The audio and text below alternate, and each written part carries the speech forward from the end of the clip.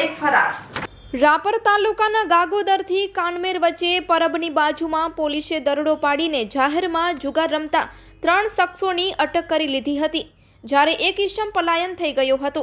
ગાગોદર પોલીસે સૂત્રોમાંથી મળતી વિગતો અનુસાર તારીખ 24 માર્ચના સાંજના અરસામાં પોલીસ પેટ્રોલિંગમાં હતી, ત્યારે ગાગોદરથી કાનમેર વચ્ચે પરબની બાજુમાં અમુક ઇસમો જાહેરમાં જુગાર રમતા હોવાની બાતમી મળી હતી, જેના આધારે પોલીસે દરોડો પાડી ત્યારબાદ ગંજીપાના વડે જુગાર રમતા ભરત સામજી પ્રજાપતિ, ભાવિશ સોમા વાઘેલા રહેવાસી બને ગાગોદર તથા મહેશ ઉર્ફે ગુંડો રામજીભાઈ વાઘેલા રહેવાસી કાનમેરની ધરપકડ કરી લીધી હતી, પરંતુ શંકર ભૂરા કોડી રહેવાસી પલાનસવા પલાયન થઈ ગયો હતો। પકડાયેલા આરોપી પાસેથી રોકડા ₹12,930નો મુદ્દામાલ કબજે કરવામાં આવ્યો હતો।